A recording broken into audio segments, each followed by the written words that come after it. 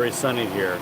Um, Good now too. that's true. It could be snowing and or raining and or whatever. Some So, of you behind toes pretty soon.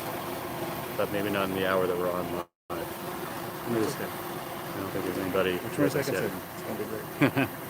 Okay, we'll wait until people arrive and then we'll start talking about stuff. In the meantime, that'll allow me to, brew.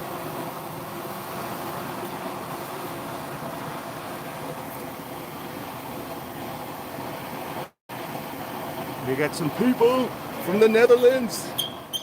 Shout out to the Netherlands. Go Pats. Someone's saying go Pats. Already? Wow. Yeah, I can't read the names. It's Murph43.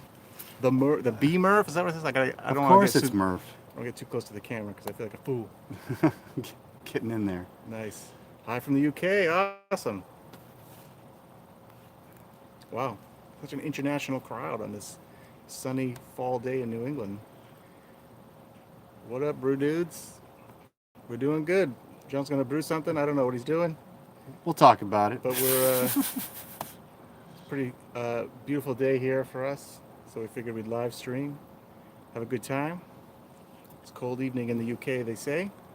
I'd expect nothing less, but that's because I don't know anything about it. That's my American ignorance coming through all the time. I have to own it. It makes us endearing, right? Right, sure. Sure. I'm sure the world feels that way. All right, I'm just bringing up the live stream Awesome. on this side. Hey, look, it's you. Hey, it's me. I'm the seeing live you on stream. my computer. Somebody Remember- named Tegan Croshoon checking in. Oh, I wonder who that is. Everybody just waiting. It's like my offspring. Hi from saying hello. Romania. Wow. That is pretty sweet. Cool, man. Yeah, man. Such an international audience. Love it. All right, well, thanks for joining. I'm sure I'll repeat myself a few times, but I'm going to brew a harvest ale. We had some Chinook hops that I grew in my backyard, and that is going to be the hop for this. And in terms of grain bill, we'll get into it, but it's I'd say 90% American pale malt from Roar.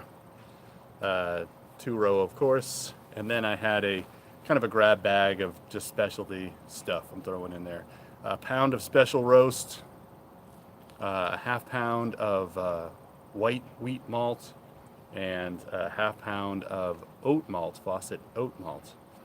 And that's it. And the rest is going to be hops. So, Now, is this carefully planned out recipe, or is this just these are the things I have? I'm gonna brew something up. more of the latter than the former. Love it. I mean, the base That's the malt, way to do it. I wanted to make sure that I got American pale malt as the base malt. And then literally this morning, as I was looking through what I had left in my fridge, I said, we're going to use that, we're going to use that, and we're going to use that. Awesome.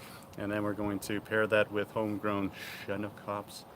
And, and then the yeast I'm using is Verdant, the dry IPA yeast. Awesome. So that was something I picked up from the local homebrew store the last time I was there.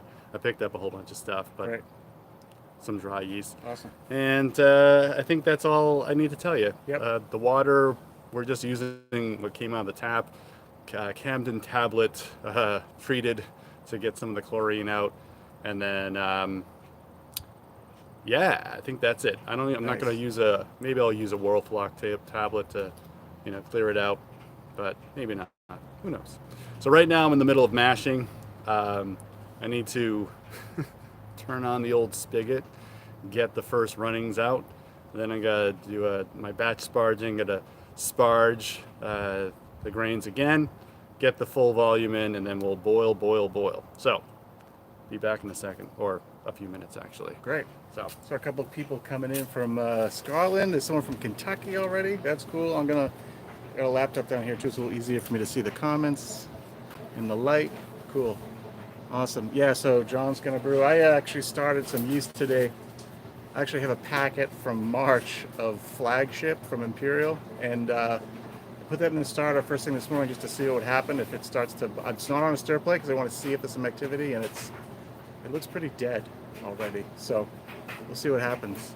I'm curious about the Verdant 2 dry yeast options they're getting more and more exciting from Missouri. That's awesome. Yeah, hey, thanks for checking in from Missouri. Yeah, I love the dry yeast selections that we're getting. a couple of videos ago, I mentioned some of my distaste lately for liquid yeast here. I don't know if it's supply chain issues or what, but it always just seems that yeast is liquid yeast. It's like a crapshoot up and down. And I know I should make a starter every time, but I still have some conceptual issues about, even if I throw it in a starter and it was 80% dead, I'm still throwing those dead cells in the beer, and that just doesn't sound right. They don't go away in the starter; they're just dead. You just get all this junk in there. So we'll see. In 2022, I'm gonna do some work on that and try to figure that out a little bit. But also, you got some hops here. I just wanted to show off the hops we're using. These are vacuum You sealed. finally bought a vacuum sealer? I sure did. Much better than a Ziploc bag, and then you Yeah. suck the air out with your own mouth. That's not good. But these have been in the freezer since probably September, so a couple of months worth of freezer. I'm sure my wife is appreciative that I'm taking these out because it was less space for ice cream and other food stuff that you put in the freezer. So Yeah. this is probably, we'll put this at 60 minutes, put this at 30 minutes, and then I got some to finish it off at the end. Yeah, awesome. I gotta measure this out because I just kind of threw as much as I could in a big bag, and we'll figure it out. Looks good to me. It's gonna be fine. It's gonna be fine. Nice. Yeah. So I wonder, those folks who chime in from the UK, do you guys get yeast from the labs that we have over here, like Y Yeast, White Labs, and those, or are there other companies that are propping up all this craft beer yeast in the UK? Maybe White Labs, maybe they have a lab over there. I don't know. I haven't checked that out. I'm curious as to, because I just feel like the distance from California to here sometimes messes up the yeast a little bit. So yeah, 30-minute boil versus 60, you don't notice a difference. I agree.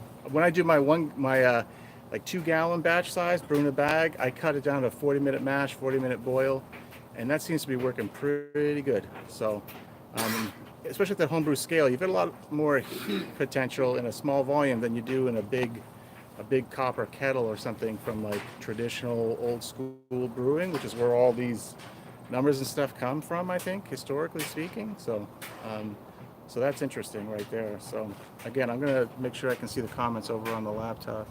Greens from Seattle, awesome, thanks for checking in. So yeah, so we're having a good time. It's a beautiful day. If you're just checking in over here, John's gonna brew a harvest ale. It's gonna be pretty good. What's the big topic of conversation? I was just complaining about liquid yeast. You Because people were talking about, someone mentioned they're excited to see how the verdant dry yeast comes out. Yeah, that'll be fun to know. Lalaman's got a lot of cool English strains too that they're drying down now too. They got that whole new series where they sort of rebranded all that dry yeast. They got like a London, they have their ESB, of course, there's a London strain now, and all kinds of cool stuff to try out in the dry format. So that'll be cool. Very good. Yeah, love it. I was telling them that I actually made a starter of, I think it's A07 flagship from Imperial today, but the yeast Excellent. package was like it's a good 7 months old anyway, but I only bought it 2 months ago, which means it was probably dead when I bought it, because that's how it goes here. That is how it goes. So we'll see if it comes back to life in the starter I have going. I wanted to say that we actually had a post a long time ago where you had inadvertently put some yeast in the freezer. Yeah. And you had resuscitated that. Yeah, that was the Rosalaire. I had thrown a package of Rosalaire in the freezer, I think. That's what that was. So do we think that yeast, given enough time to, I don't know, put into a starter and build itself back up again? When is it too dead to... So I think that's something we're going to want to explore in 2022. But like I said earlier, and I talked to you about this a while ago off camera, it's like if you have a package that's only 20% viable, you can, pitch that in a starter and prop that up to an appropriate number of yeast. Of course, you don't know that because if you're not counting them, you have no idea what you're actually doing, but how successful you've been. But you still have 80% of the original load of just dead yeast cells in there. So does that affect the quality of the beer? Probably does. Probably. So what's the point of propping up something that's like mostly dead? The only way to do it, the right way to do it, would be to actually swab, plate it out, pick a colony and do that, not have all that dead stuff in there still. Microbiology, guys, microbiology. I know. We'll get into it. I'm looking at the comments. I'm still here. Never used liquid yeast when starting. brewing a couple years ago. There's already a pretty wide selection of dry yeast. Yeah, man. So that's pretty cool. So new brewers are coming into the scene. They can brew all the time. I freeze my Kvik with 10% glycerin. Yeah, that's the way to go. 10% glycerin all the time, minus 20. And if you can go minus 80, this is Celsius. That's the way to go. That's what we do it in the lab always. In the lab with the yeast, we do like slants and tubes, or you can do what's called a stab. You know, and so somehow you stab, you inoculate a thin metal style with your yeast culture. You stab, and then it's embedded in the agar, and you can freeze that. But glycerin is the way to go for freezing yeast. The reason for that is it protects the cell walls from ice crystals forming, and gives you high viability upon thaw. But with yeast and any microbe, you don't just take it and drop it in liquid. You would take it and you'd plate it out anyway. You would, which means to scrape it on agar. You know, you've probably seen petri dishes where they make streaks, and by streaking it out, you thin out the colonies till you get single colonies, and you can pick one and put that in a small amount of liquid, let it grow up, and then you pitch that into a bigger and bigger and bigger. That's where the whole idea of step propagation comes from. Puts less selective pressure on the yeast, and you hopefully maintain quality. You know, I'm sure at like White Labs, why I use all those big labs, they have huge freezer banks full of like original stocks of like WLP-01 in stab format or something, and probably glycerin with little tubes, tons of it. Oh, we're making beer. First runnings. We had to turn the camera around because of the sun. Just was couldn't read and so on. So before I spill this all over myself, Or me. or yeah, you Yeah. too. The wife will love it. I come home smell covered in wart. Awesome. She might actually like that. So first running, great. Yep. Here we go. Starting the boil. Starting the boil. You might hear a big slosh as he's pouring it into the brew bucket, into the Maybe. kettle. I do starters with dry yeast too. Yeah, that's something I want to check out. A lot of people have poo-pooed that in the past, making starters from dry yeast. I'm still here. I'm just looking at the laptop. So, yeah, there is dry Kvik now. I think it's Lalamand has dried. It's Omega, right? The Lutra, which yeah. is Omega, right? They dried out Kvik, which isn't a big stretch actually, because Kvik has been being dried for years. They selectively pressured by drying it on like wood chips and stuff and making flaked. There it is. Yeah, that's awesome. The Lutra Kvik. So cool. That's awesome. Yeah, no, that'll be fun. Fermentation temperature 68 to 95. That's awesome. That's incredible. I'm going to set that right under the camera, so if you want to look, just look down there. Yeah, dry yeast starters. Let's see. I'm just looking back up at the comments here. So, yeah, notice any changes? Yeah, so cool. Yeah, man, for me in 2022, it's all about yeast health and yeast propagation. And I'm, a lot of you know that, I'm a lab guy by trade. So I'm looking into buying myself a small microscope and then getting some other implements. I might even buy a small autoclave and try to start making media. And I just want to understand the livelihood of yeast that I'm buying at the store, like right out of the package. And then what is the, effect of propping it up with all that dead cell in there versus maybe plating it and doing a couple hand-picked cultures and propping that up. I have that skill set. I've done it a ton before for doing like biotech stuff. So does anybody know where they draw their finished beer off, the yeast cake? Maybe it's down here.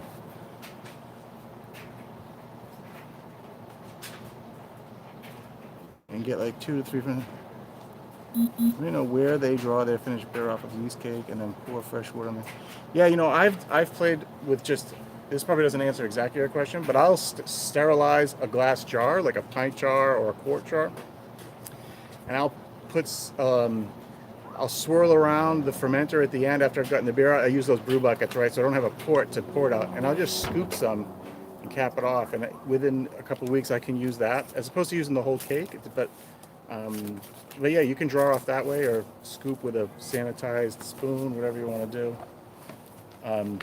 John's gonna weigh some hops. I'm weighing some hops. From Slovenia, nothing but dry yeast over there, so that's fascinating. Yeah. And everybody's using dry yeast then. With a lot of people are doing it. You gotta have to do that then. The variety is high. So I'm curious too. Some of these older strains from like Fermentus, the WB58, the TB. Oh, all those? Like those weird ones, Yeah. right? Like that I've never ever used before. So that should be interesting too. I saw some yeast, farmhouse yeast from eBay. Cool. yeast slurry propagated from various farmhouse kveik's that I got from eBay. Well, that's awesome. I guess kveik travels well too. Ordering off of eBay. So nice day to brew. Yes, cheers. Whoever I can't read the name. Jaime Lopez. Yes, cheers. Cheers. Yeah, it turned out to be an all right day. I think Yep. the weekend before we had lots of rain. It's lager season from Trusted Mama. Yeah, it is. It October. is. We've been brewing and drinking lagers quite a bit here. October is for lagers. October is for lagers. So But now it's November. What are you going to do? We're going to make a harvest ale. So that's what we're brewing today. nice. If you're coming to the program, if you didn't hear me talking about it before. So I used a vacuum sealer on my hops that I grew in my backyard, dried them out, and that's what we're gonna use today. Tim, Smell that. Smells like hops. this smells like hops. Surprisingly, How about that? that's great. All right. Tim mentions he's got a great Nikon microscope that he got on auction somewhere. I should try that too. Yeah. Down in Cambridge, I work in Cambridge, Mass, down in Kendall Square. There's a big place down there called Cambridge Scientific. They've got a bunch of used equipment too. I should check that out. The only thing is I don't know who's used it before me, so you don't want to because sometimes Oh, really? depending what kind of lab it's in, Oh, I got it. Yeah. I know they decontaminate and stuff, but it wouldn't hurt to just get myself a newer scope. I just want something simple. I just need like a 400x total, to get down to doing a hemocytometer and looking at yeast. Right on. I So- need a new scale. Pedro Valley asks what he's brewing today. John's working on his harvest ale with some some homegrown hops that he had vacuum dried back in September. So they smell pretty good. I'm going to take one of these. So, oh, he's back. I don't want to mess around with this stuff. So you touching my hops? Yep. That's fine. So Jay talks. He's been saving a pint jar of his starter. Yeah, off the starter. So I've read a lot. I've heard a lot of people who make oversized starters. Right. Like, so let's say you need a liter starter. I'm just going to use bogus numbers.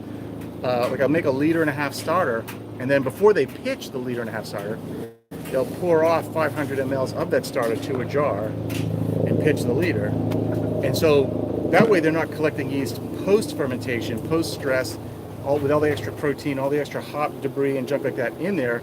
They've just got stuff from the starter. And if you keep that for like 2 weeks, up to 2 weeks, you can probably pitch that into the next starter, and you make another oversized starter and do it again. You put a lot more less selective pressure on the yeast. It's a great way to go at it. I just got to work on having enough canned starter wort on hand to make that True that. an easier reality, because I tend to fall into the path of least resistance based on timing with the family obligations and stuff. So what variety of hops? This is Chinook. The Chinook. Nice. So this is about 2.5 ounces of Chinook hops. I know that last year's the alpha acid was 11.2%. So I may just put that all in. You should put it on. Put it all in. Yep. Forget it. Tim Dexter says that he collects the jars of yeast and it keeps for months though. How do you measure that? Just looking at great activity afterwards? I mean, I don't have any doubts. I'm just saying, is it just empirical evidence, or or are you really looking at what the viability is of a jar of yeast a month later? I mean, you put it in a new starter and it takes off, I assume, and it probably works great. So that's awesome. I mean, good for everybody to know that someone's getting away with bucking conventional wisdom for whatever that's worth, right? Even as a scientist, I realize that the life is more gray than it is black and white science. Yeah, sorry, Alan Tran, you didn't get a notification that we were going live today. This is a sneak up and scare everybody live stream. We just sort of planned it last minute.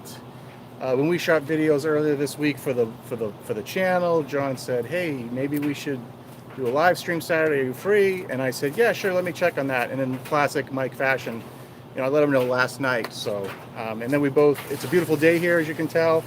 So we're both doing family chores and stuff in the morning. So we didn't really get a pre-announcement. So hey, but a surprise live stream is better than no live stream, I always say.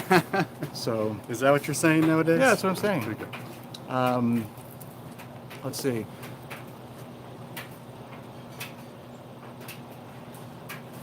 Hello from Brazil, Marcos. which brew system? We're on John's brew system today, which is nothing more than a single burner. What is that? A 7-gallon? Is that a 10-gallon pot? 9-gallon. Oh yeah, 9. You don't want to overdo it. 9-gallon pot. I couldn't afford that just less enough. than. So he's on his. I'll turn this around real quick. Just hopefully I don't ruin the whole thing. Is it on the camera? Well, No, that's I can see John. me. There's the pot right there. Okay. Woo! So load it he heats water. Let me set this back down without ruining the whole thing. So he's a one burner, one pot type of guy.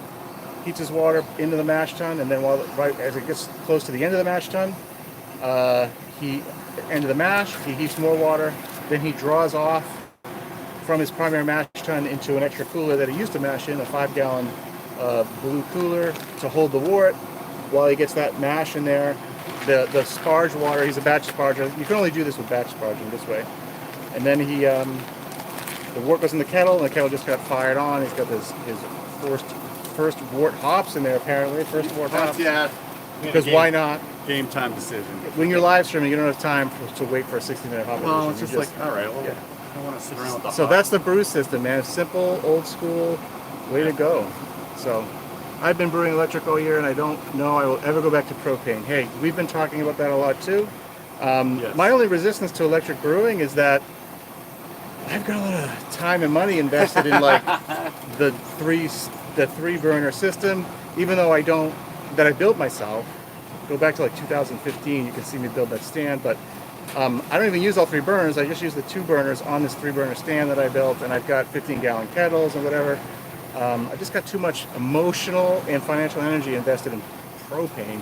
The other thing too is my garage is piped for natural gas, so it would be an easy switch for me to go over natural gas in my house too, so in my brew area. So anyway, electric is where it's at. A ton of people are starting from Brent. I think that's Brent. I can't see in the sunlight yet, Brent. So anyway, yeah, no, I would love to. We've been talking about getting an electric system just for fun. Maybe actually getting one of those undersized ones, like a 3-gallon one. What is that? Like a 15-liter version or something. And for John does a lot of 1-gallon batches for the Smash series. Might be quick and easy to do it that way. That would make my life a whole lot easier. Yeah, doing brew in a bag in general with electric is like becomes super easy and super popular. Yep. And nobody's complaining about the beer quality, that's for sure. So, and I mean, I have no doubt that it'll still make quality beer. It's all about the fermentation. So making wort is relatively easy. As long as you don't stress out over wanting to be. I'm glad those days are behind us. The days of like people being like, oh, I'm at 80% efficiency. How do I get more, right? Like I need to be at 89% efficiency. I mean, my system, I crank out about 72% on average. Yeah. And I don't care because I just know, so I add a little more malt. It works out okay. As a lab guy, I do sort of stress out about those numbers, but in the end, when I'm drinking the beer, it just means you just drink an extra beer or two so you don't worry about the numbers anymore. Really. Wish I could do that in the lab in my professional life. Don't do that. Maybe I'd be a better scientist. Heat up times are longer, which is the only real downside. Yeah, so are you brewing on a 120 or do you have a 220 system? Because that's another thing. I could pipe in 220 into my garage space. In fact, I've got a separate service panel out in my garage that I could easily get to 220. So my father-in-law is an electrician. He could pull that off for me too. So. And where we are at John's house, right behind the wall over here, is his washer and dryer. So I told him we could get an extension cord easily enough, and he could have, or right in the doorway, hook into his 220, and it might be a little bit faster. Does anybody have any comparison between 110 and 220? Tempted to do electric, but yeah, only 220 is interesting. That's obviously what I'm saying too.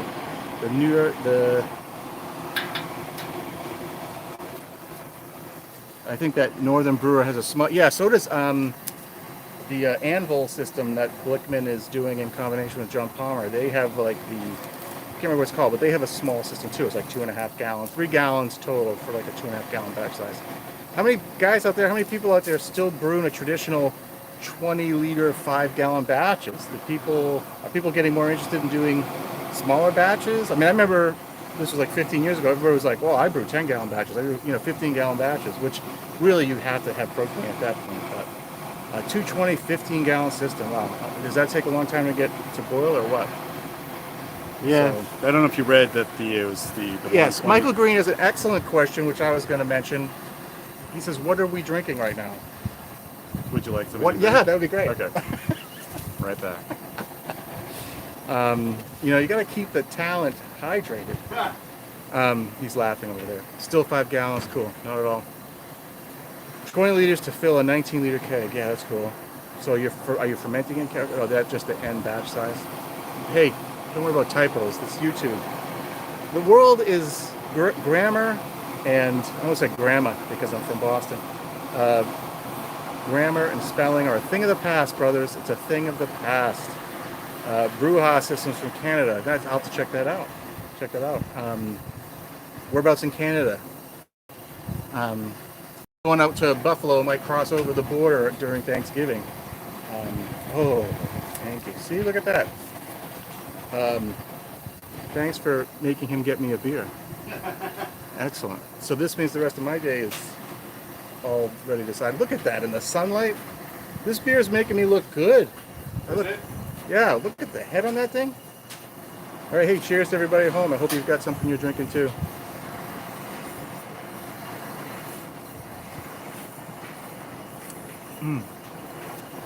Look at that, my mustache. Oh, what is this? This is excellent. This is the. Tell me if it's not homebrew, just fake it for the live stream. No, it's homebrew. Okay. This is the October. Yes, the. Nice dry cider. Nice. Cool. Yeah, this is the Fest beer. Oh yeah, this was excellent. The best beer, and it has a few more weeks of cold It conditioning just keeps on it. getting better. I guess Lautering has a place. Who knew? Hundreds of years of history. Who knew? Wouldn't have told us that already, but Who knew? Yeah. it's just my opinion, kid. DIY electric is super cheap. Yeah, I know. I thought about that too. I spent a lot of time building my propane system myself, and I really enjoyed it. And it's a different aspect of the hobby. But the problem is, I have this YouTube channel, and I got to brew beer for that. And so if I spend a bunch of time building a new system, You could take a sabbatical. Oh man, that would be It tough. would just be my videos. People would, All right, well, I think if we look at the record, most of the videos are your videos. So, it's like another spiked seltzer. that'll be the sabbatical. Just like 12 videos. Well, in a row Mike's of still on seltzer. sabbatical. Still on sabbatical, making seltzers. I'm kidding. Cool. So do you just throw that bag in there? It stays up high with those. Well, the whole hops is staying off the bottom anyway, right? Yeah, I tested this out with another brew that I did earlier this year. Yep. I think it was with those. Remember the wild hops that I Yeah. brewed? Yep. What happens if you use these whole cones, as you probably know? It sucks up a lot of wort, and it's really hard to work with after the boil. Yeah. And I said, you know what? I got to figure something out. Yeah. And so I put it in that mesh bag, Yeah. and it didn't scorch at the bottom of the. It's cap. floating, so it's floating, great. Yep. I know you guys can't see it, but and it worked out just fine. looks good. I wanted to make a Alan Tran, another brewed IPA. So at least we know there's one person out there still drinking brewed IPA. That's fantastic. I'm sure that Cheers. I'm sure there's a lot more people doing brewed IPA. I don't need to pee all over the brewed IPA lovers of the world. We did one of those, right? Yeah, we should have done another one. Yeah, I because don't it's think about we did. experimentation. Yeah. We didn't do it justice. I don't think we nailed the whole process. Yeah, after we sampled that, I don't remember if we did it on camera, but remember I had that Bitburger Pilsner in cans? I still have a couple of those. And then how dry that, Yes, right? It'd be yes. interesting to experience that for a and lager? that quality of dryness in an IPA. Yeah, The brewed absolutely. IPA concept, yeah. So, but up here, I haven't seen a ton of like commercial breweries making brewed IPA, No, right? So we just Definitely don't West have a Coast ton of experience with that here, So, foam, yeah, motherfuckers, I love it. It was great, absolutely great. Brewed and sour IPAs, I've never had one I like.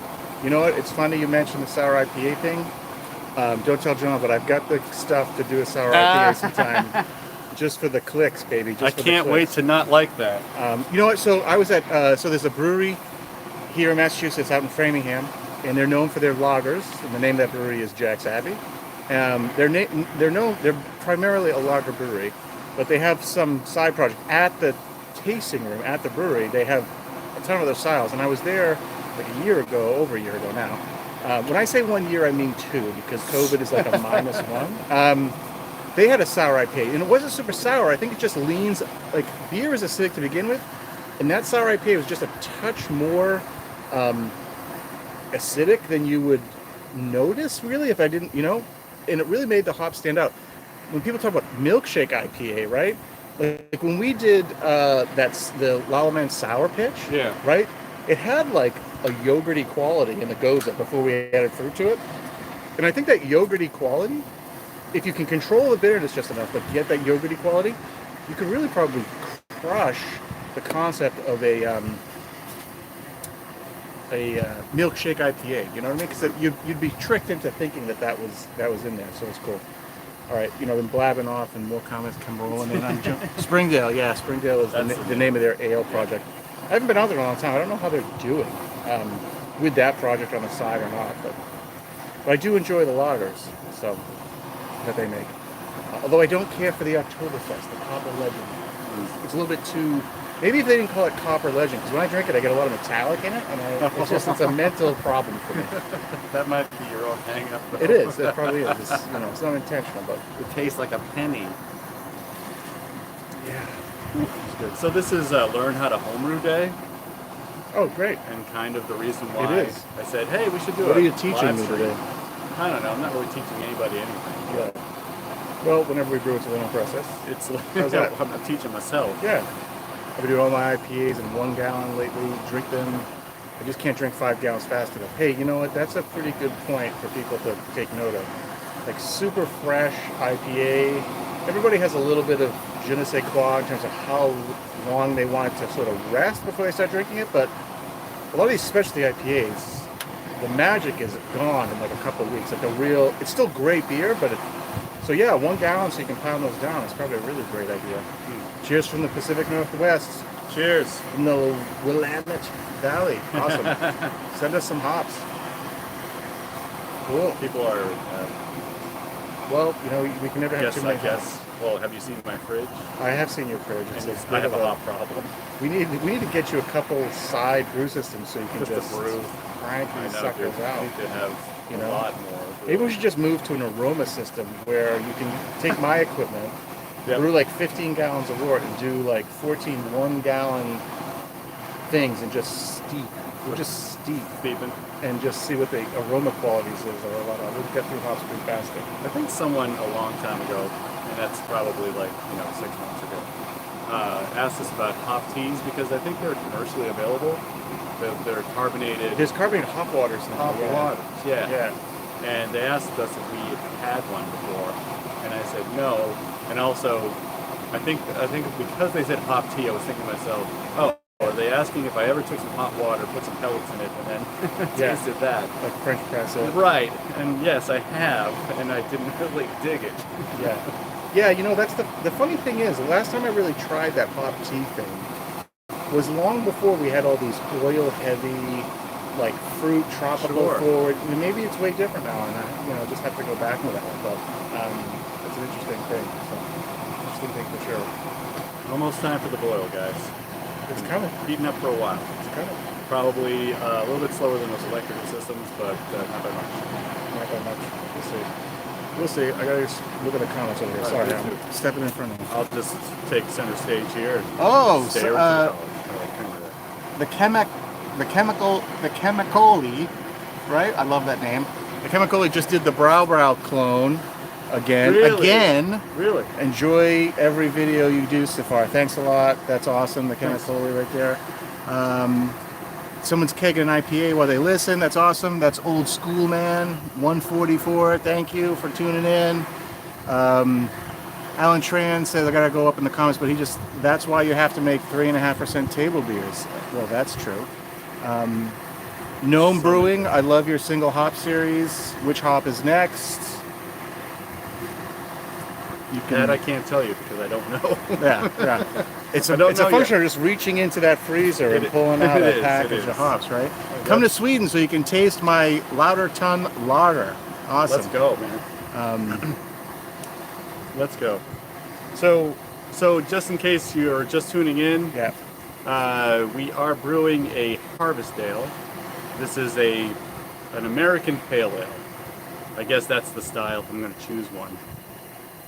the hops that we're brewing with are ones that I grew in my backyard. They are of a Chinook variety. This is what they look like when you dry them out and then take a vacuum sealer to it. And the grain bill is as follows. So I would say 90% of the grain bill is the American Pale Malt from Brew. Their 2-row variety. And then I went to my refrigerator this morning and chose some specialty malts and other grains that we're going to throw in there.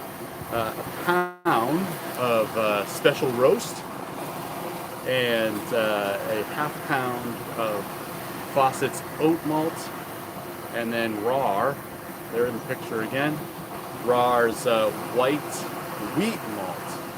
So kind of 10% of just, wacky specialty grains and or malts, but the majority is just American Pale Malt.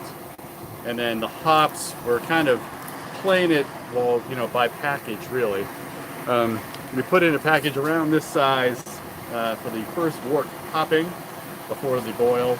It's in a fine mesh bag, so I can fish them out before the boil is done. And then this will probably be the flavor or aroma addition. Probably, 15 minutes to go in the boil. I gotta wait for that boil to actually start. It's almost here. It's almost there? I'm on it. All right. Mike's actually tending to the kettle, which is nice. I appreciate that. Yeah, turn that heat down so, we don't have the super immature move of a boil over, because that's fun. Maybe we'll get that on camera. We're professionals. We're not Professionals.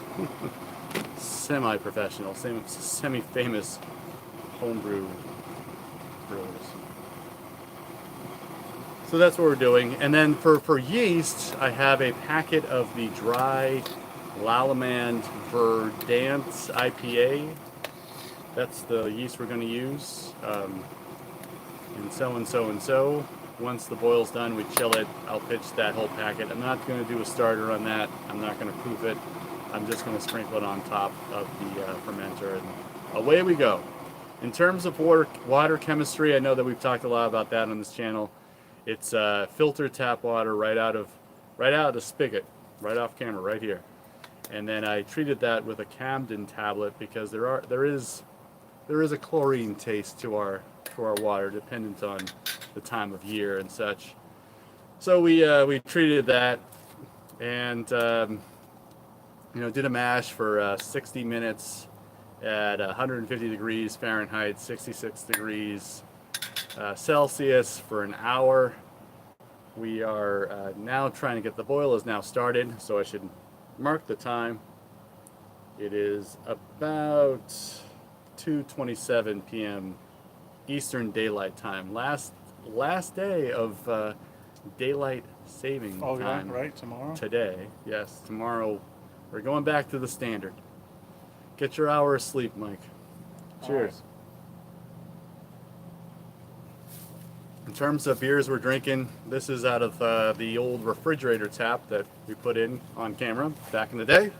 Watch out for that. Have that removed. This is the Fest beer that I brewed from the Jasper Homebrew kit.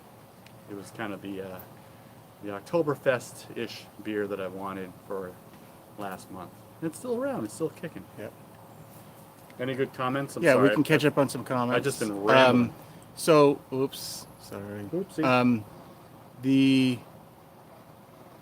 So Trusted Mama says they have more by weight on hand of hops than they do grain at home.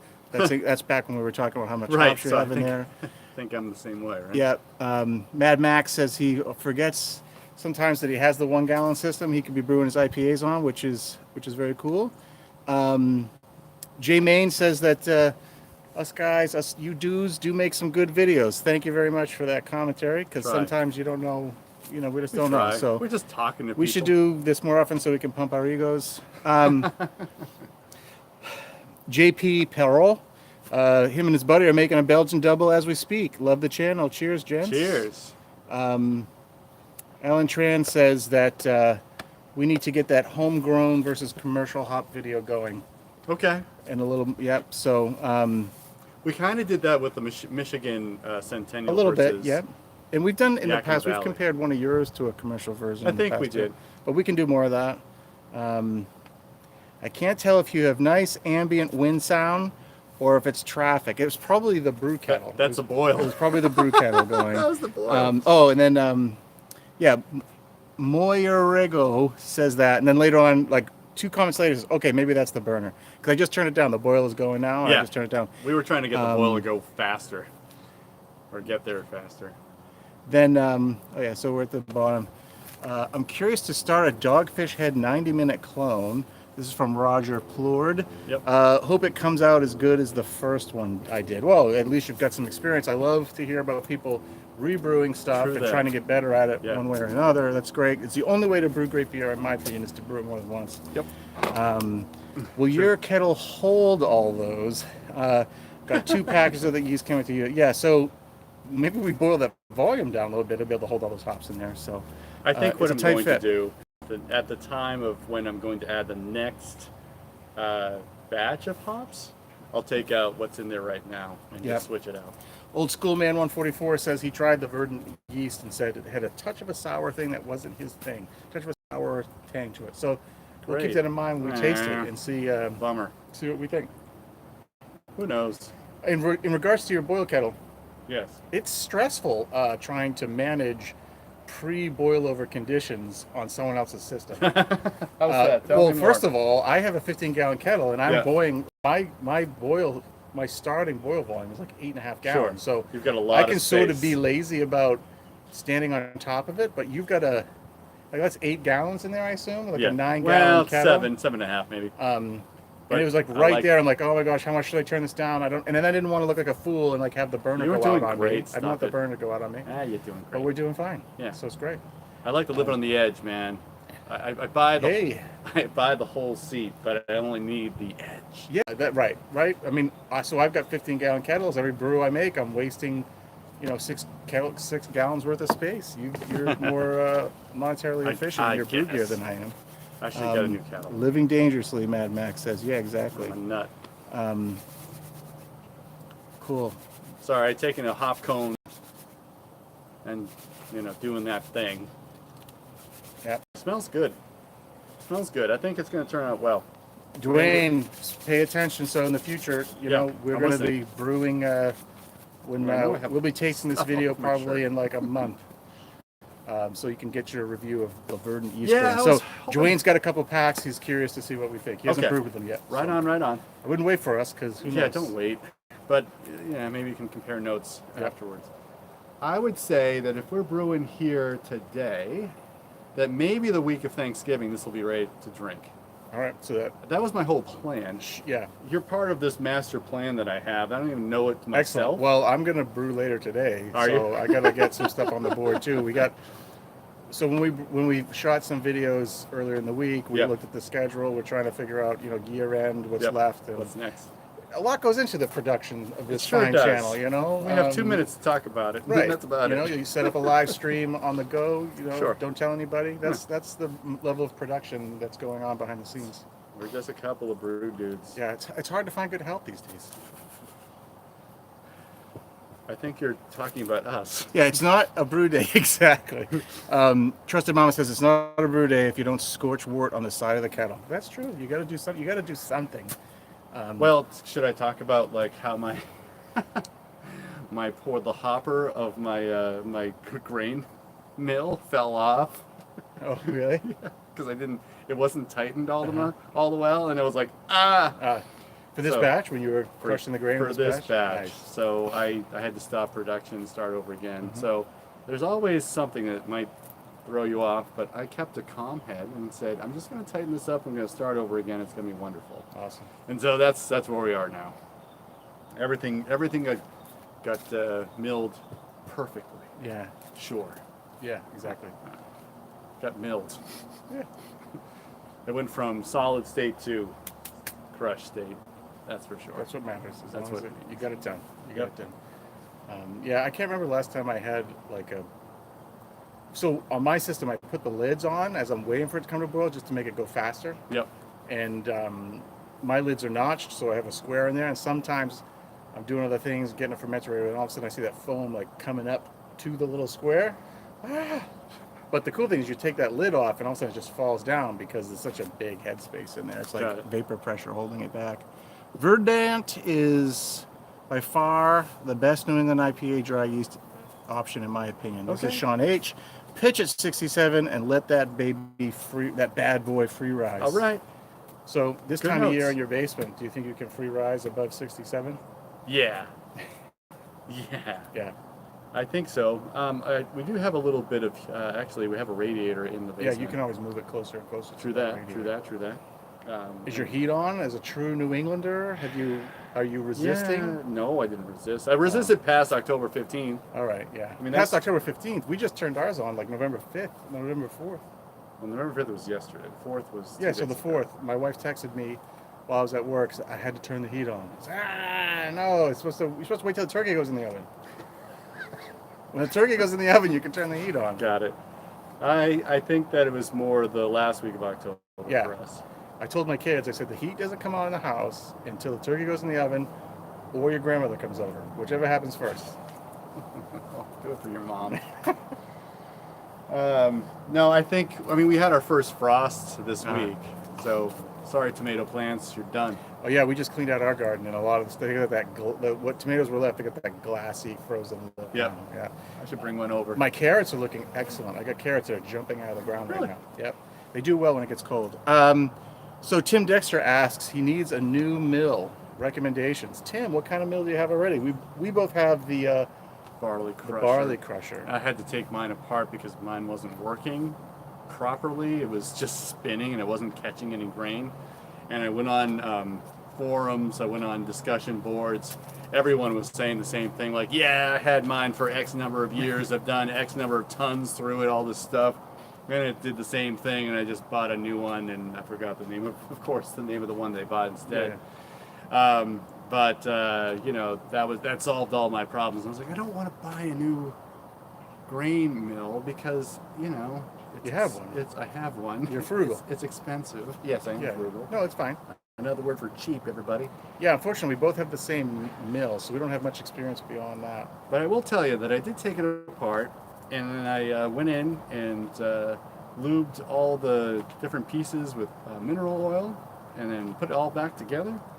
And you're back in business? And now I'm back in business. So that's tremendous. If that happens to you, do that. Because I read that, like some guy said, well, when I had that problem, this is what I did, and it came back. And I said, all right, well, this is the last gasp, right? I said to myself, well, I will take it apart, I'll lube what I can, and then put it all back together, and we'll see what happens. And then it worked. As long as it's serviceable, you know, I don't mind if stuff breaks down as long as it's serviceable, right? So that's good. I mean, I haven't had any complaints with my barley crusher. I just wish I had the bigger hopper like yours. Like mine just comes to that point. Yours is, and it goes up a little bit. I just wish I had a bigger hopper. Supposedly holds 15 pounds of grain. Yeah, so that's good. Tim Dexter, he has his mill is the no-name Chinese, but that's all right. Yeah. So there's one that Northern Brewer has, and I think people were talking about that. It's like the malt miller or something. I don't remember what it's called. Or malt muncher or something like that. It's something weird. It has something funny name, yes. Dwayne is in Alabama, and he says, my heat has been on for weeks. I would be sweating it out down there, I bet. I would be sweating it out down there. That's funny. And then Trusted Mom is in Utah. The season is bouncing between heat at night and AC during the day. Wow. Again, I'd probably be sweating it out at night under the sheets, right? So that's a riot. It's so funny how we're all acclimated to our environment around us in terms of like what's comfortable temperature-wise. Absolutely.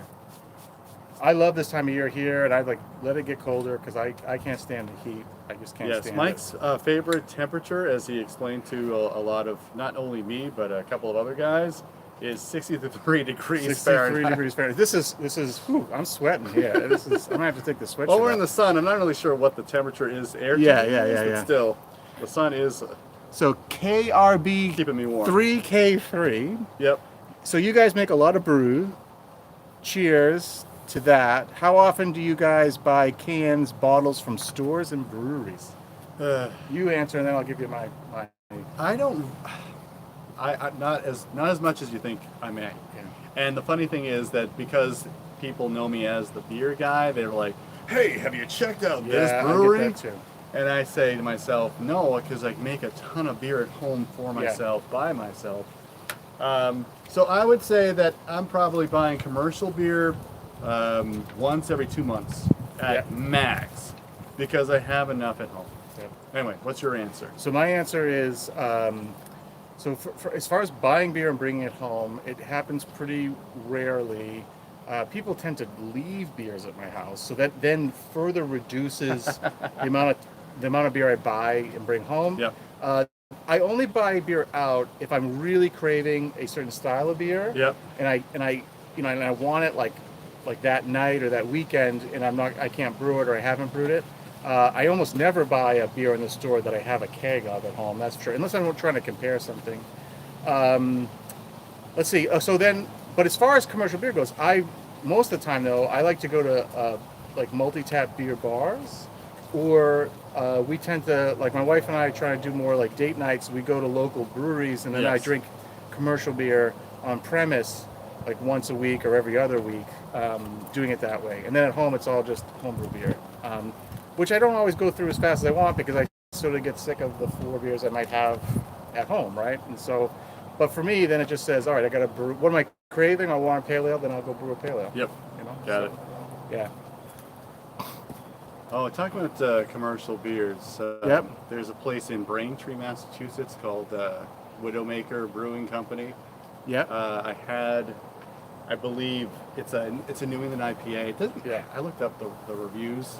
Not as high as I thought. I thought it was tremendous. Oh, really? Blue Comet. Okay. Blue Comet. I think I've heard of it. Simcoe and Comet hops. Oh, powering. Yeah. And it inspired me to get the right lot of Simcoe, man. Probably pretty awesome. Yeah. I was pretty. Oops. I was pretty into it. Yeah. So on tap at a restaurant. Sean H says, people leave beer at your house, like random people. It's like, no, it's like when people come over. Yeah, like friends we have of people come ours. over. They come over with like a 4-pack or 2 of commercial beer, and I'm like, I got all this keg of beer here. I mean, well, and so they bring over beer, and they might have one, but then it's like, I'm drinking homebrew, and they're like, I'm like, come on, have a. And so because you can pour it yourself and all that jazz.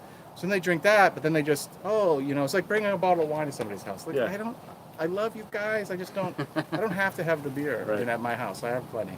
And then there are people that we sort of know that they watch our channel and they do leave beer at our house. Cheers from experts. Well, yes, we'll learn more about that in our next regularly scheduled video. Yeah, Jay Main says, free beer, good friends. That's right.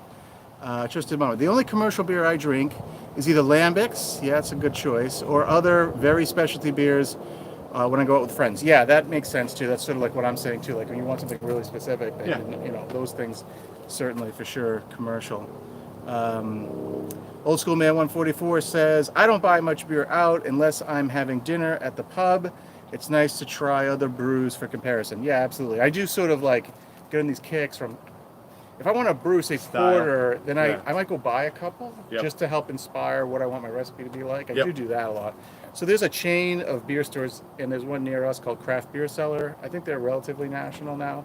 I think they've pulled back, but they've got a great selection of beer. Most liquor stores that we go to, package stores, we call them here in the Northeast, you walk in, it's big cases, and it's like almost all New England IPA and a couple other weird styles, like not weird styles, but you just don't have the variety as a beer lover, as a home brewer, that I want when I go to the store anyway. So we've said this before, home brewer is a keeper of the flame. So if you want to have a brown ale, you got to brew it yourself. Got to brew a brown ale. I don't buy beer, I buy wine and whiskey, though. That's Tim Dexter. Awesome, of course. Yep. William Curtis says, I drink a few of my home brews and give the rest to friends to give me feedback. That's a great way to do it.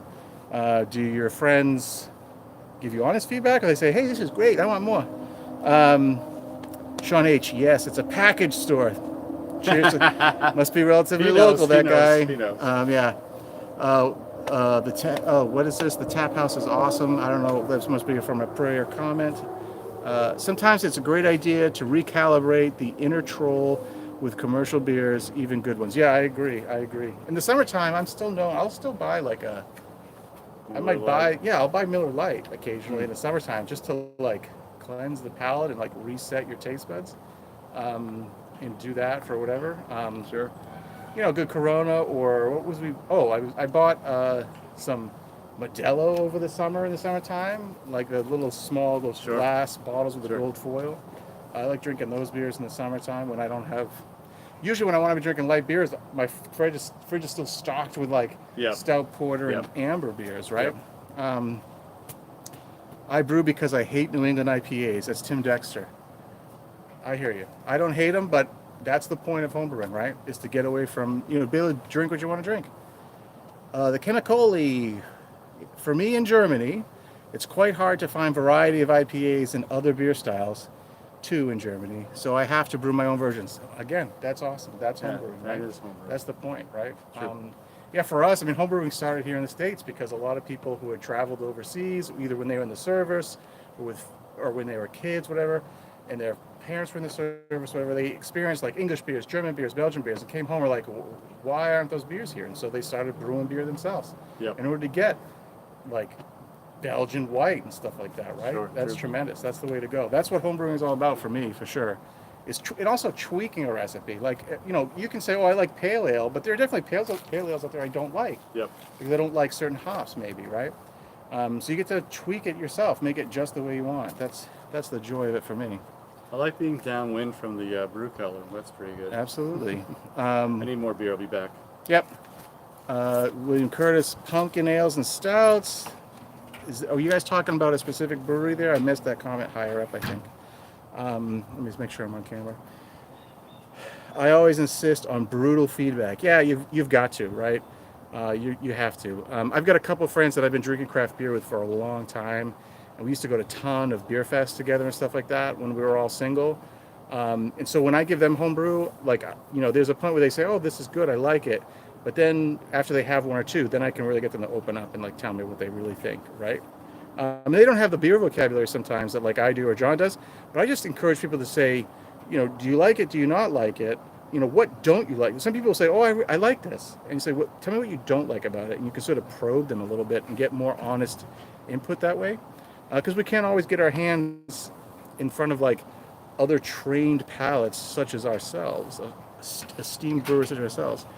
Have you guys noticed how Simcoe over the year has lost the strong dank cat flavor over the years, or is it just me?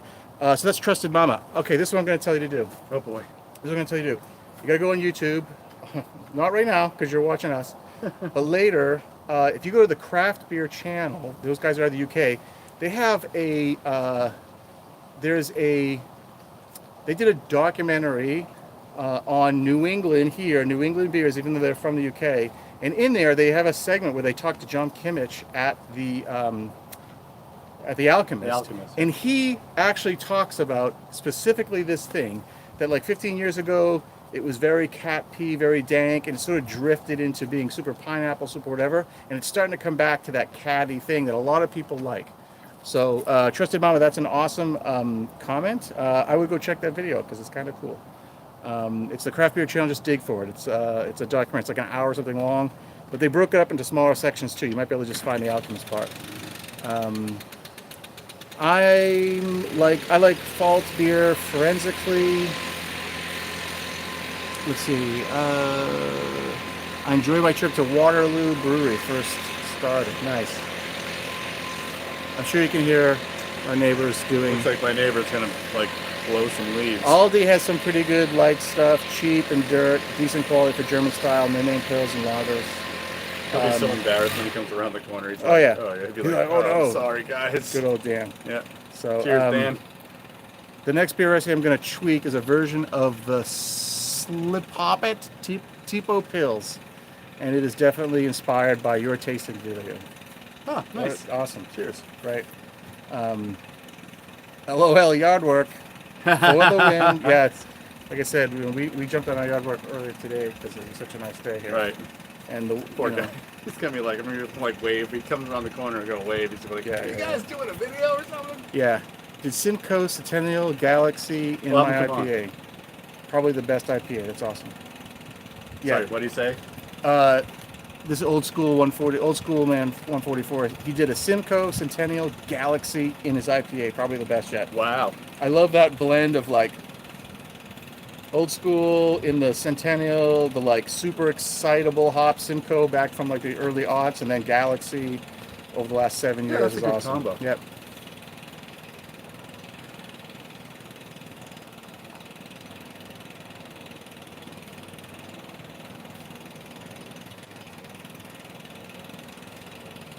Nice. Cool. So I'm drinking the lager, my German lager that needs a little more More bittering. time? Yeah. Oh, more bittering hops? Yeah. Seems to be a common problem these days. Yeah, because I just didn't. I wonder if that's like a palate drift too, like because we get exposed so much to these very hop forward, maybe not necessarily bitter, but very hop forward beers. Like I've noticed in my normally lower IBU beers that now I'm like, this needs a little bit more kick to it. Yeah. 30 Yeah. IPUs or bust. That's the break point for me. Cool. Yeah. So if you're joining us, I think we've been on for over an hour now. We're just taking some time to live stream. If you'd like to ask us questions or comment or just say hi, go right ahead. Say hey. We are brewing, even though the brewing situation's not on camera. I'm brewing a harvest ale using my own Chinook hops that I grew in my backyard, along with an American Pale Ale malt bill, mostly American pale malts, some specialty malts. We can talk about it when we taste this beer in a couple of weeks, maybe 3 weeks. And then the yeast strain that we're excited to use is the dry Lallemand Verdant IPA strain. And we're getting kind of mixed reviews on that particular strain. Somebody said it brought like a sour tinge to the beer. Another person gave it a rave review saying it was the best IPA strain that was out there. We'll see. We shall see. KRB3K3 asks, is the lager you're drinking yeast, is that dry or wet? This was also dry. Mm-hmm. Yes. Remember which one? Is it I do not remember. This was not. I've been working with the 3470 and I can get my book S189 and a lot. figure it out. What was the color of the package? Come on. I can get my book and Just say yellow and I'll say 189. It's not yellow. It wasn't that. I don't recall, and I know we talked about it. So much pressure. I know. So much pressure. Well, I wasn't like talking. I don't think I was getting any questions about yeast strains about The beers that I'm people drinking. want to know what we're doing. How about the ones I'm brewing? I can tell you about that because I know it's today. Oh, there you go. It's happening. Yeah, so another thing I've been thinking about a lot lately is note taking and good record keeping. Yes. Because I mean, I do. It's note taking I do, and writing stuff down is I do, but then like the keeping is the part. Like the stuff is a mess. Like I have 4 different places where I sort of write and track recipes. I try to do it electronically, then I get sick of that and I'm doing it on paper, and then it's back, and the stuff just doesn't. I remember for 20 years I should have a beautiful tome of Yes. of a record, but I don't, and that's a shame. It's Well, like that's something you can give your grandkids. Like, Right, look at all the exactly. things I did in the early 21st Yeah, century. look what Grandpa did with all of his Free time. his live streaming. They could probably watch the videos too. Yeah, that's true. You look at all the videos and use that for some sort of record. Yeah. Bloody hell, where are you fellas? The sun is shining. Yeah, you know, when we started this, we're in New England. When we started this, the sun was there, and I thought, oh, it's going to set down below the trees, but it's not. It's actually just going You have to horizontally. understand. Yes. The Earth has tilted into the winter position, which means we're getting like the up and down over here. Well, just our rotation around the sun is ruined it. You know? Yeah, we actually had it sideways. You know what's going to happen is that the sun's going to be behind my house first and not behind the tree. Yeah, exactly. We could have like put the sun in your guys' eyes instead of our eyes. And we wouldn't have been able to read the comments at all. We just talked blindly. Run over and give them a beer to stop. This Could. Yeah, but that would be Dan would be thank you, but then Dan's wife would come out and say, "Why aren't you doing the Yes, thing with why the aren't thing?" you finishing the long And he's thing? like, "Where'd that beer come from?" We need more trouble. Not Danny. Cooper Tank, what's up, dudes? What you brewing? John is doing his harvest ale with homebrewing Chinook hops.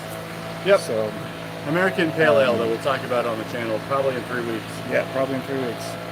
The sun's not up yet in Melbourne, Australia. Well, thanks for getting up and watching a live stream. It must have been like his alarm clock went off and said, "Hey, dude, wake up. Those guys are on live stream." What time is it there? It's got to be in the middle of the What night. time is it in Melbourne? Let's see. Trusted Mama says, speaking of lagers, my brother wanted me to brew a Corona. I ended up brewing an American light lager with 3 pounds of maize and El Dorado. When should I tell him what style of beer Corona is? Yeah, exactly. Just make something that tastes good, right? I think that El Dorado idea sounds really cool. And I wonder what it'd be like to use one of those more like a cashmere or a wakatu or those like limey, more lime forward in like a light lager like that. I assume Corona uses corn. They use rice. I wonder. I haven't Some kind of looked that adjunct. up. Yeah. To lighten that beer up. Reminds me, maybe we should do a video where you brew with adjuncts that lighten up the beer. It's coming. It's sooner than you think. We're gonna get that in before the year is over. Have no fear, people. Have no fear. I have fear. Okay, we've been boiling for about 30 minutes now. 30 minutes. About a little bit more. A little bit less. Is that how aggressive you're? I mean, I sort of Yeah, you're doing great. I put it on autopilot. You and did hoped excellent. for the best. You did so. great. We're looking And above the bag is beyond. still floating, so I guess you've won that part of the battle. Yes, I have little Yeah, inflatables in there. Yes. Sean H. Yeah, Mike. You should brew New Zealand pills. Yeah, that's a great idea too. Actually, the New Zealand pills with New Zealand hops, lager with New Zealand hops. Should I just use? Is that like New Zealand pills, just Pilsner malts on its own? I guess, Any yeah. adjuncts in those types of beers? I remember seeing recipes for them and articles about it. I just Sure. don't remember if there's anything special to the grain bill. So, All right. Should we look at the hops again? yeah. So this is what we're brewing with. It looks like something you'd smuggle over the border. Yeah. This is hops that I harvested and dried in my basement on screens, and then took a vacuum sealer to it and threw this in my freezer about 2 months ago. And if this is about the same size as the first yeast amount that we put in, then this is about 2.5 ounces. Nice. So, let me show you. J Main says his hop cones. He hopes his hop cones do better next year. This year he didn't get a single cone, but he put them out late, which is fine. That makes sense. Oh, is it the first year? New Zealand Yeah. pills with Nelson Savine was a real treat for me, says Moriego. Chemicoli says, I harvested and dried my Cascade hops for the first time this year, but I just got about 1 ounce. Any ideas? So would you recommend boil, late addition, or supplementing with other hops? That's my part of it. He says, any ideas? I would, I don't know. It's really up to you. Everybody, the conventional wisdom says, well, don't put those late in the boil or anything like that. You don't know what they might do. But I don't know. I actually would, to me, I would just brew a smaller batch in terms of volume and try to figure out what that hop is going to bring to you. Yeah. It's the first year, 1 ounce. That's great, actually. I don't think mine actually kicked into high gear until the 3rd year. So I would see what they are giving you.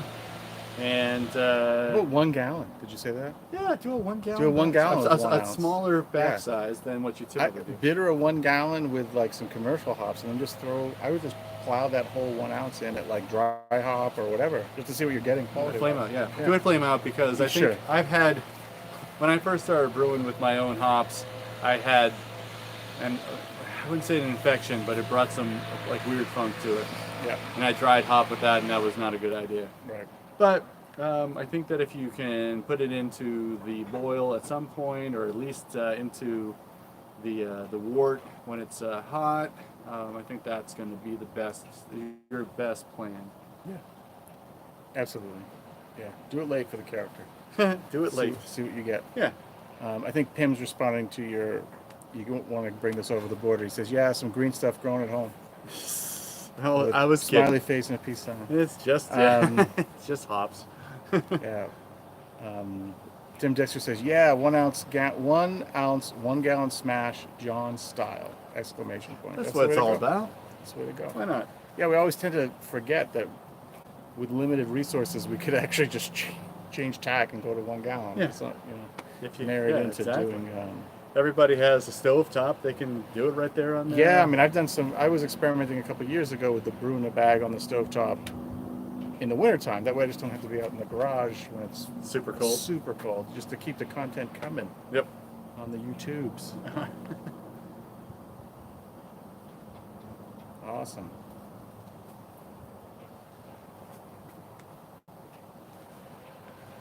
So your next hop edition is going to be what, like a late edition, same amount? It's gonna be at who knows? Maybe we'll do it flame out. I don't know. Yeah. Well, I was thinking 15 minutes. 15 minutes to go in the boil, Mhm. which is I got to figure it out. Yeah. All right. I use homegrown hops and APAs. If you're way off on the alpha acid, it will either turn into an IPA or a blonde ale. Yeah. That's one way to deal That with is it. true. It's trusted mama. We have had these tested. We tested my Chinook hops last year. Was it last year? Yeah. Last year. When we were out at the camper. We doing were at the video camper. shoot. That's right. The camper series when we had to stand outside and be 6 feet apart. Yep. 11.2% alpha, at least last year. This year, unknown, but I bet you it's in the ballpark. So we're gonna put this in at 15 minutes to go in the boil, and then have some hops to throw in at flame out, and that'll be it. That'll be it. Make it simple, and then we'll just let that ferment away. No dry hopping, just let it happen. Yep. The funny thing is, I had a 22-ounce bomber of the last harvest ale I did, and for whatever reason, I was searching for a beer and I didn't have anything on tap. What a tragedy! And I found this bottle. Of course, I don't label anything. I just say, well, I'll have this for later. And I opened it up, and I had it, and it was wonderful. It was wonderful. He texted me out of the blue. I think you were at some local brewery. You were like, we got to go to this place. And I was like, that's funny. I just had the best beer that has ever been brewed. Yeah. And you were like, who brewed it? And I said, I did. Kidding. But it was. I think as as the memories came back to me, it was a harvest ale that we brewed back in 2020. Yeah. And I was like, Yeah. but I had kegged that, and then I had bottled it up for probably this day.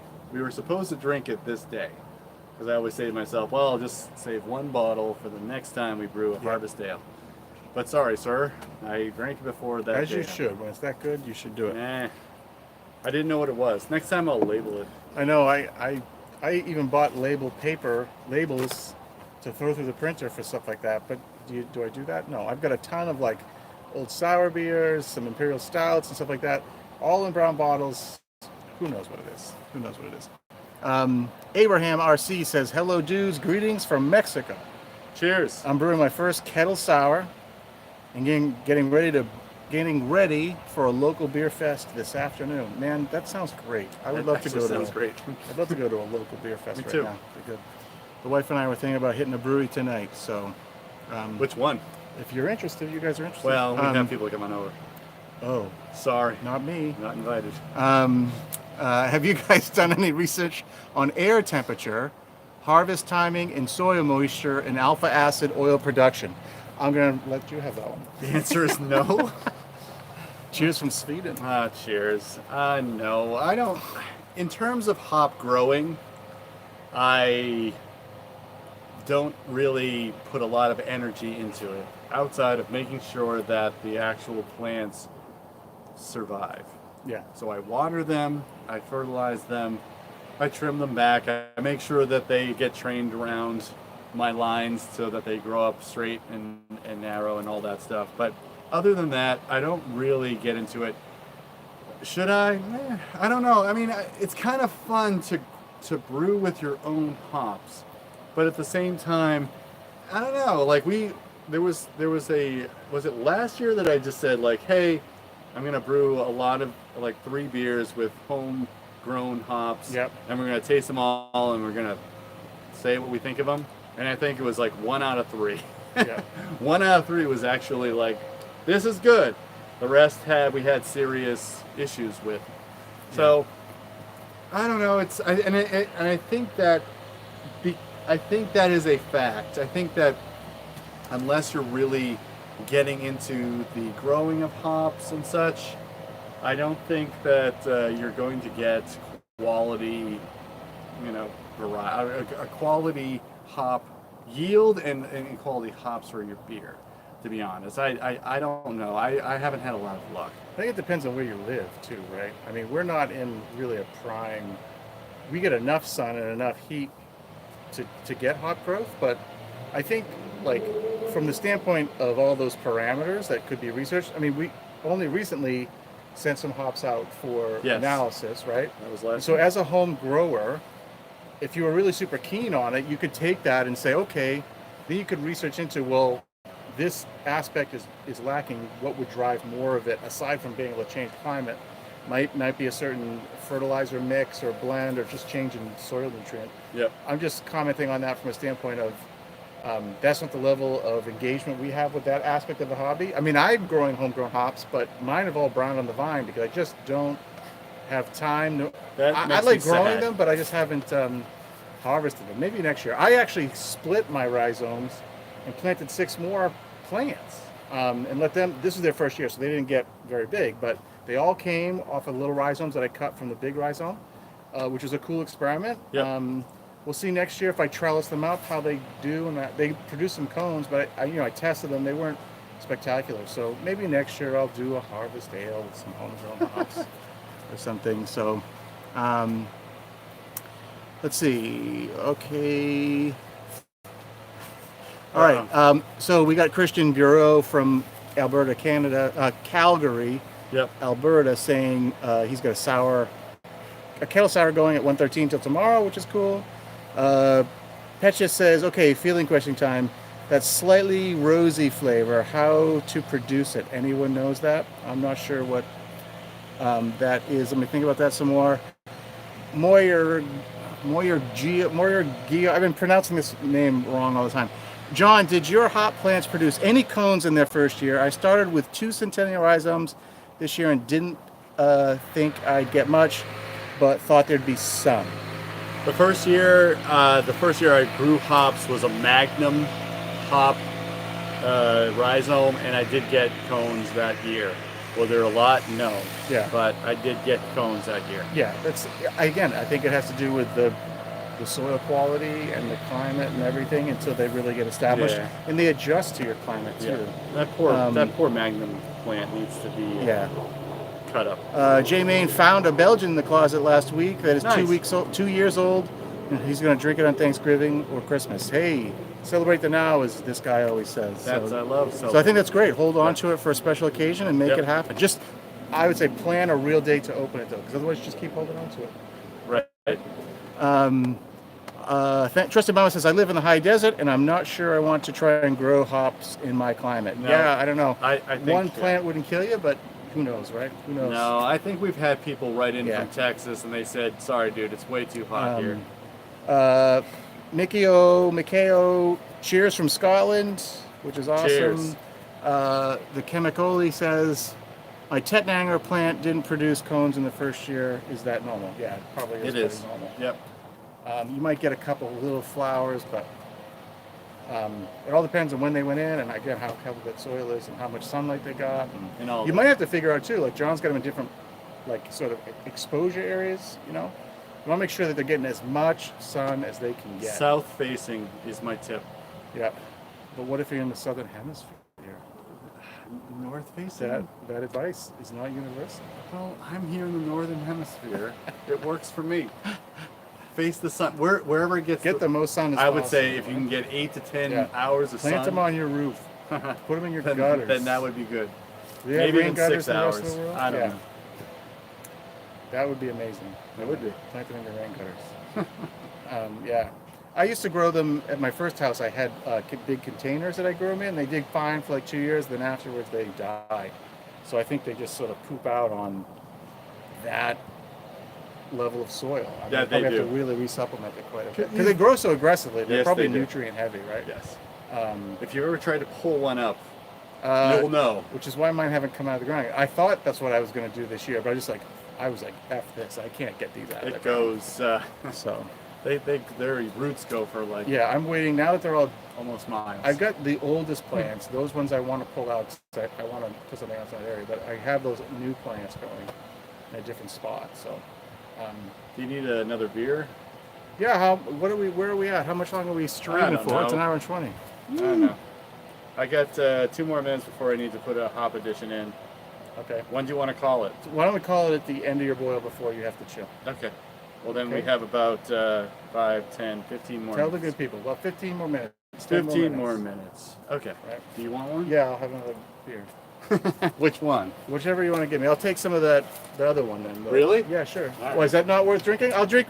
Give me the one I already had. Yeah. Now you've got me scared. I'm worried. Yeah. Oh, look at that. The shadow is coming. It's right here. I'll be in this. Let me just, hold on. Where's the sun? Yeah, we're getting there. Cool. Awesome. Hey, awesome. Thanks for tuning in, guys, last minute and seeing so many great comments. So many great comments today. It's been a good conversation. We should do this more often.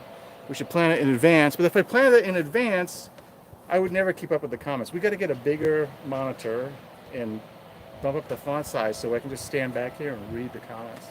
We're learning YouTube. We're just 2 dudes having fun. We're not, this is how it comes out. Look at that.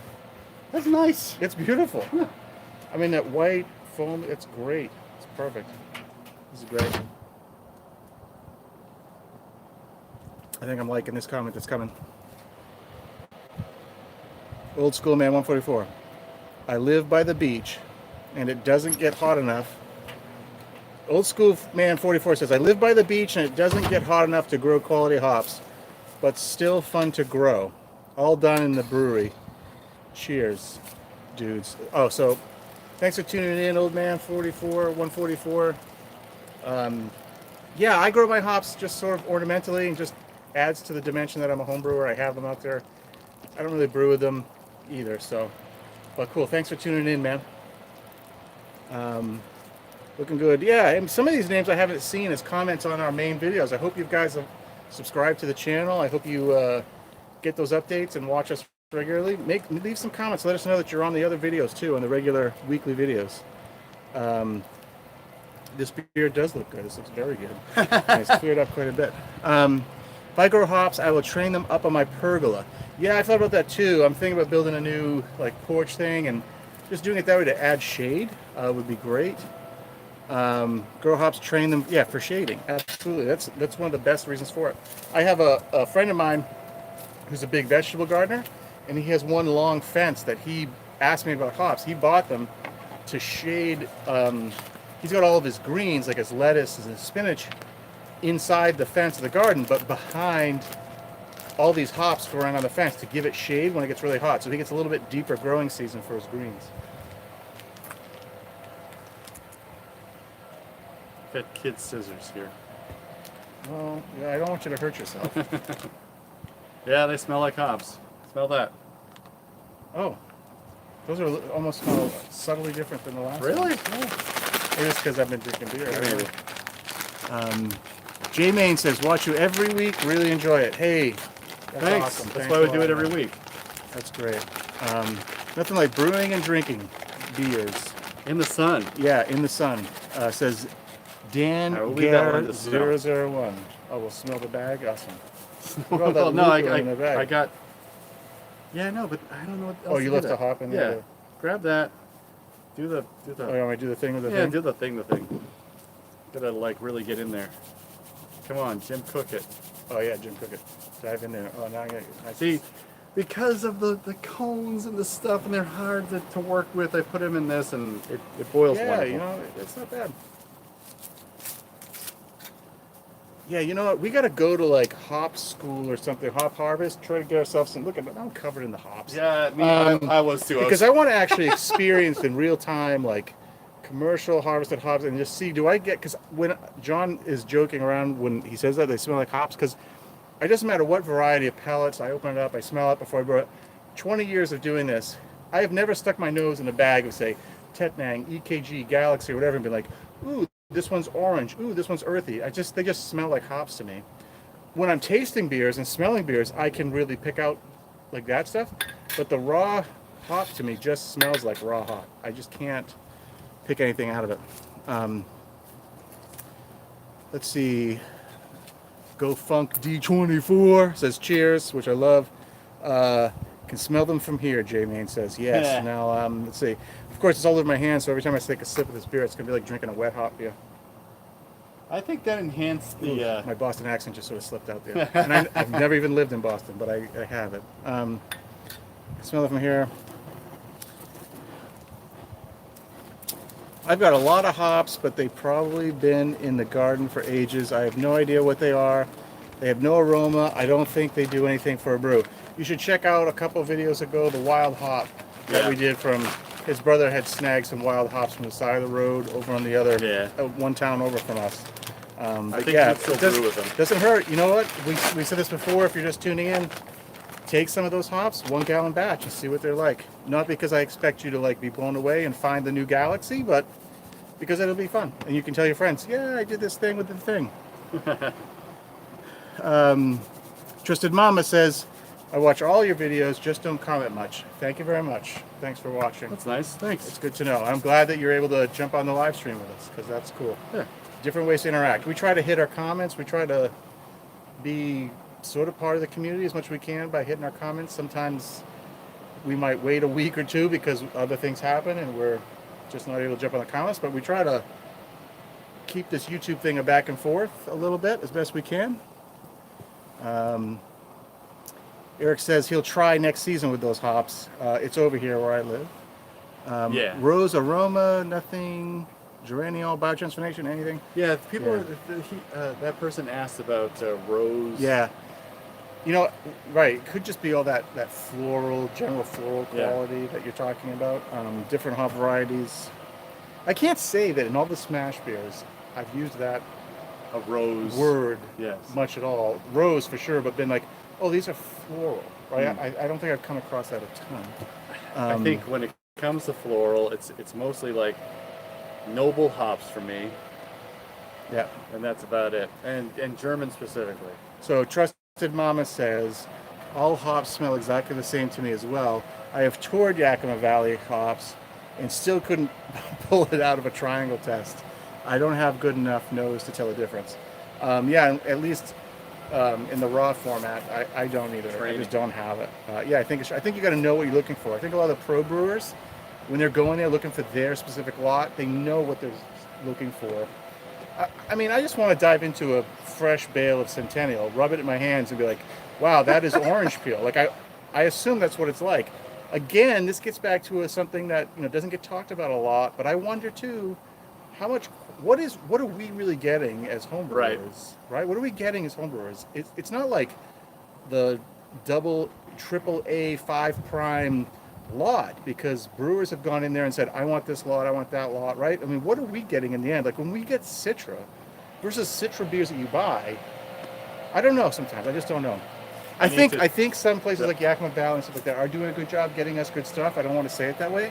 But still, there's money to be made selling big lots to the big breweries. Absolutely. I don't know. I need to think about chilling this, so all right. I'll be working. You talk. All right, I'll talk for a little bit more. I'm gonna brew a beer later. I gotta be on here all day. You know what I'm saying, people? What time is it? 3:15. I don't have a message from my wife yet, so that's good news. That's definitely beautiful. Yeah, look at this thing. Look at that. right? That's nice. It's a good color too. I don't know what the on my red sweatshirt. It's kind of weird. Whirlflock tablet or not? Always whirl flock, because then Alright. you'll regret it later when you can't get it to clear with gelatin.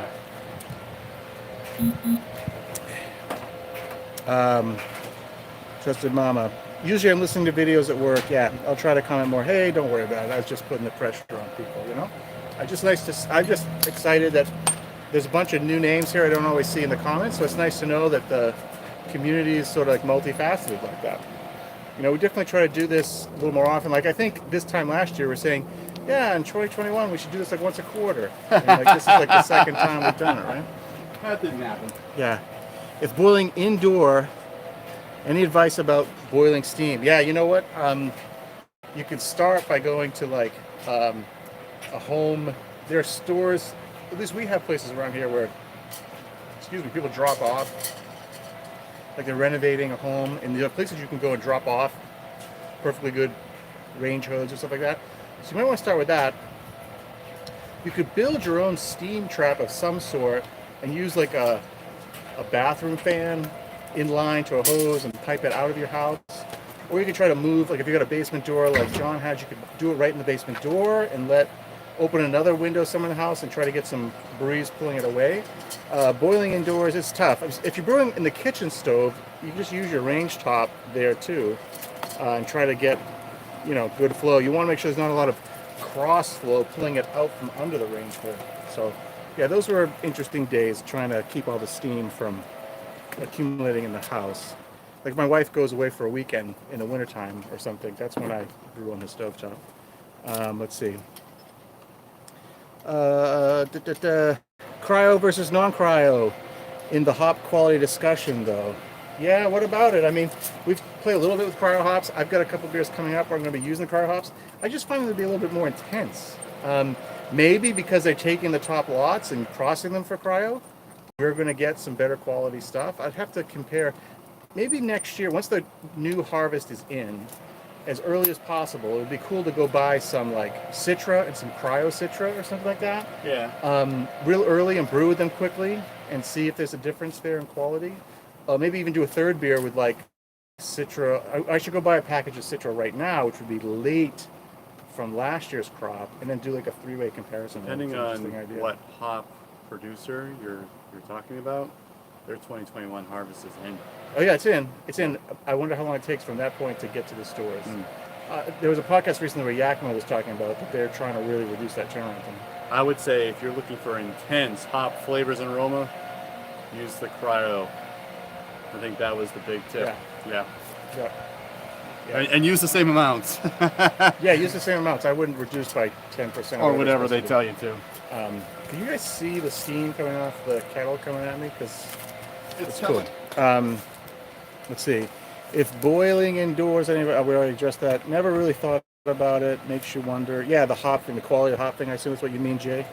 Ryan McAuliffe says, hey, all happy brew day. I wish I could do something, but with the new baby, oh man, yeah, I know. It's tough. It's tough to find time. That's what, what's helpful. We've talked about it a couple times today. Reduce your batch size because it's quicker to boil 1 gallon than it is to do 5. You get less beer, but at least you get to brew. Think about that. Send us a message if you want to talk about it. Canalum Chops. Hi there. No Verdegois Brazil here.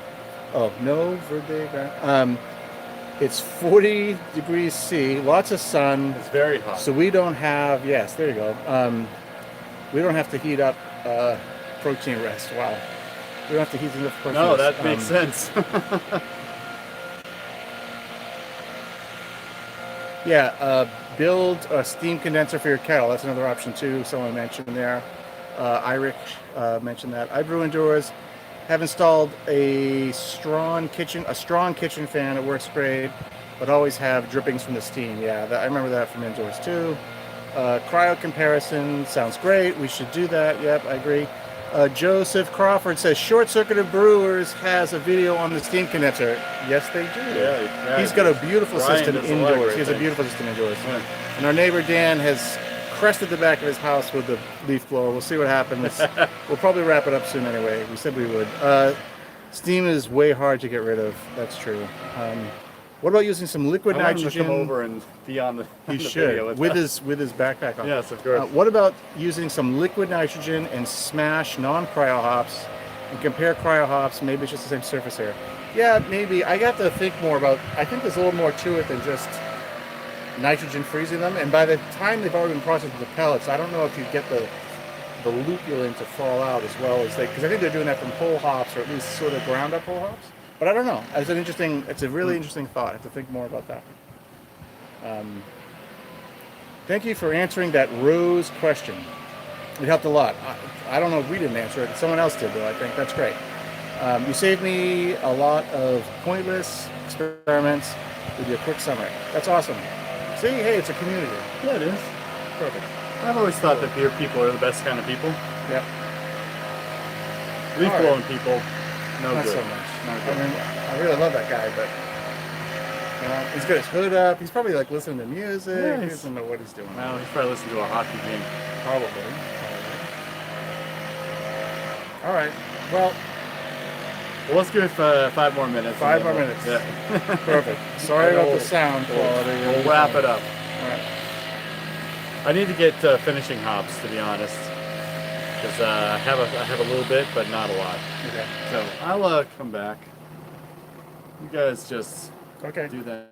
Any thing. more questions or commentary before we wrap up? Another 5 minutes or so. John's going to get some late hop editions. And good. How are you? I'm live streaming over here.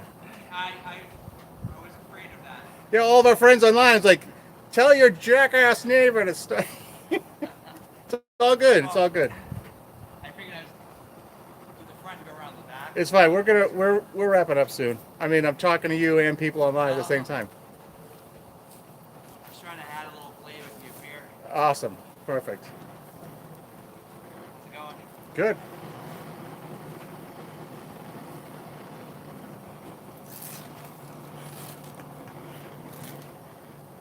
Yes, Jay says brew on. Of course, brew on.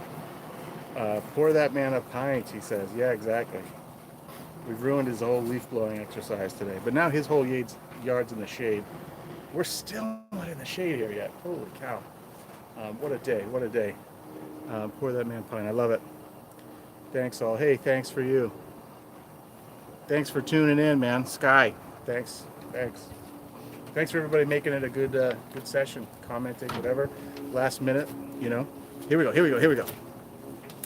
You can do a supercritical CO2 extraction with dry ice, CO2 hops, and a Delis Falcon tube in a bucket of water.